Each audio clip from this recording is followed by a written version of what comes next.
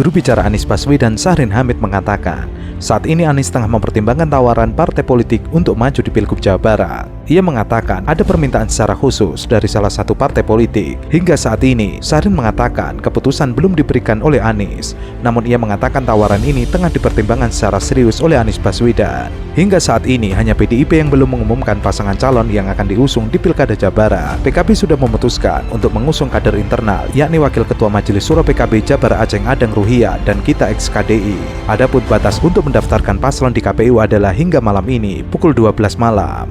Jadi saya melihat memang masih ada semacam kegalauan dalam diri Ibu Mega. Karena kalau kita lihat track record Ibu Mega dalam memutuskan siapa calon yang diusung, itu umumnya rata-rata berasal dari kader PD Perjuangan. Iya. Dan Ibu Mega tidak terlalu peduli soal elektoral, sesuatu yang menjadi kekuatan Mas Anies, terutama dalam konteks Pilgub Jakarta.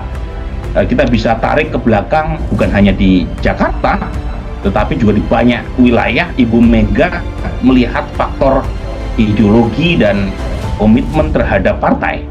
Dan itu yang menjelaskan mengapa misalnya Jokowi yang diusung dalam Pilkada Jakarta 2012, meskipun saat itu Pak Jokowi sebagai new kid on the block ya di Jakarta, elektabilitasnya modalnya 6% saja.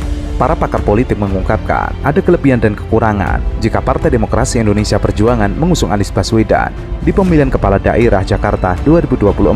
Sebelumnya, PDIP telah memberikan sinyal bahwa mereka berpeluang mengusung Anies Baswedan sebagai calon gubernur DKI Jakarta. Adanya perubahan ambang batas pencalonan kepala daerah oleh Mahkamah Konstitusi yang membuat PDIP bisa mengusung pasangan calon sendiri. Akan tetapi, PDIP juga tidak menutup kemungkinan bahwa mereka akan lebih memilih untuk mengusung calon internal seperti Basuki Cahayapurnama, Tri Risma Harini, atau Jarod Saiful Hidayat dibandingkan dengan Anies yang berstatus non-partai. Kemudian itu pula yang menjelaskan mengapa Ibu Mega mendukung Ahok meskipun resistensi dari publik sangat besar pada waktu Pilkada 2017. Jadi kalau melihat track record Ibu Mega semacam itu, ya saya melihat memang kegalauan itu ada di Ibu Mega, bukan di orang di sekitar beliau terkait dengan apakah Anies yang harus diusung ataukah nama lain. Entah itu Ahok, entah itu Pramono Anung, entah itu misalnya nama seperti Risma dan seterusnya. Kelebihan mengusung Anies Baswedan di Pilkada Jakarta adalah peluang untuk meraih kemenangan yang lebih tinggi bagi PDIP, karena Anies memiliki elektabilitas yang lebih kuat dibandingkan dengan kader-kader PDIP lainnya. Dengan memanfaatkan popularitas dan daya tarik Anies yang sudah terbukti di beberapa survei, PDIP bisa meningkatkan perolehan suara dan memperkuat posisinya di Jakarta. Selain kelebihannya, ada juga kekurangan yang mungkin dihadapi jika Anies Baswedan diusung oleh PDIP. Ada hambatan besar karena Anies dianggap mewakili arus ideologis yang berbeda dengan PDIP, menandakan bahwa nilai-nilai atau pandangan politik Anies mungkin tidak sejalan dengan ideologi yang dianut oleh PDIP. Akibatnya, akan sulit untuk mengajak basis pendukung atau konstituen PDIP agar mau memilih Anies sebagai calon mereka.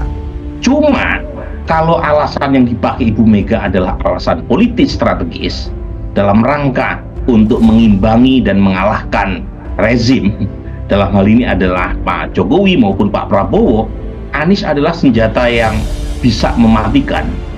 Jadi kalau alasannya adalah politis dan strategis, itu kan berarti the enemy of my enemy is my friend. Dan kebetulan Anies adalah representasi kekuatan oposisional di luar parlemen yang kebetulan bertemu dengan PD Perjuangan yang sekarang menjadi satu-satunya partai oposisi ya setelah bergabungnya semua kekuatan Kim plus ya di dalam pemerintahan. Pengamat politik Muhammad Kodari menyarankan agar sebaiknya PDIP tidak mencalonkan Anies Baswedan dalam Pilkada Jakarta 2024. Hal itu ia sampaikan usai Mahkamah Konstitusi mengeluarkan putusan terkait ambang batas parpol untuk pencalonan kepala daerah. Ia beralasan Anies Baswedan bukan kader dari partai berlambang bandeng tersebut. Sementara, di sisi lain banyak kader potensial dimiliki PDIP. Ia berharap jangan Anies Baswedan, harusnya Basuki Cahayapurnama. Tapi lagi-lagi ini masih sangat cair di dalam, karena saya melihat faktornya bukan teknis semata kan ya, tetapi dalam diri Ibu Mega itu seperti ada hal yang belum serk gitu ya. Nah, apakah serknya itu bisa dihilangkan atau dimunculkan dengan masuknya Anies ke dalam PD Perjuangan? Mungkin itu salah satu yang membantu.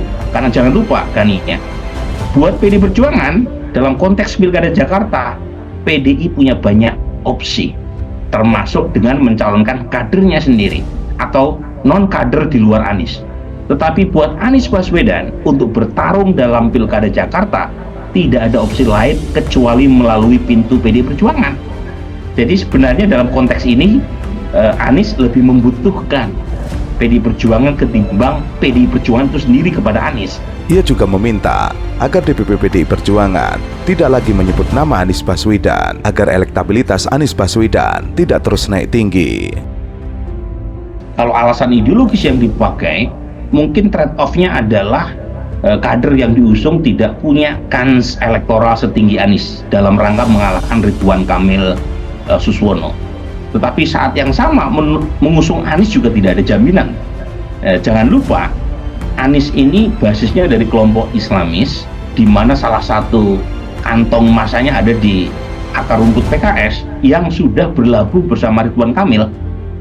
Nah, kalau kita lihat data survei indikator atau survei SMRC, itu kurang lebih sekitar 80-90% basis pemilih PKS itu memilih Anies.